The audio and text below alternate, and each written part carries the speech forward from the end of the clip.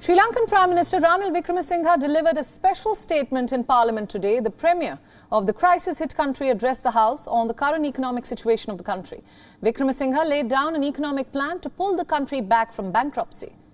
The address comes as the Prime Minister is working on an interim budget to balance Sri Lanka's battered public finances. The biggest takeaway from the plan is that in the next 6 months, Colombo will need at least $5 billion to maintain basic standards of living. Wickremesinghe stressed that the next 3 weeks are going to be tough for the country when it comes to fuel supply in particular, as it is currently running on multilateral assistance, local currency and Indian loans to import gas. At least $250 million will be required over the next 6 months for gas. The country also needs at least $3.3 billion for fuel imports. Wickremesinghe urged the citizens to refrain from hoarding fuel and gas during the next 3 weeks and asked to limit unessential travel. The Prime Minister also assured that he would provide fuel and food without further disruptions once the difficult 3 weeks end.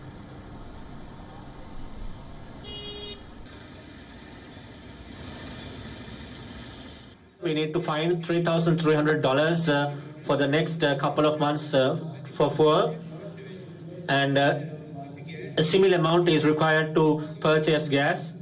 And in order to order gas,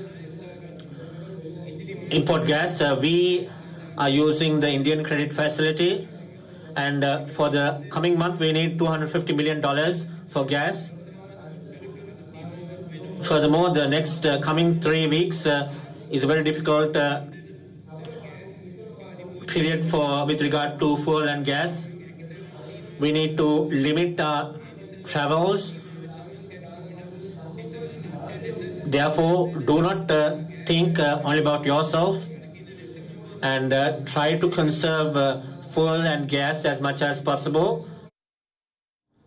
The Prime Minister has set the end of this year as a target to achieve economic stability. However, restructuring the entire economy is the top highlight of this economic recovery plan. The ultimate goal is to create a new economy for Sri Lanka. The long-term goal is to transform Sri Lanka into a developed country by 2048, which will be the centenary of the country's independence. Sri Lanka's Prime Minister also expressed gratitude to India for providing loans and assistance. New Delhi has been offering help to Colombo in the face of the growing crisis. The Sri Lankan cabinet has approved a $55 million credit line from India's Exim Bank for the Indian Ocean nation to buy fertilizers. Moreover, Japan and India have agreed to supply Sri Lanka with 2 LNG power plants. WION World is One is now available in your country. Download the app now and get all the news updates on the move.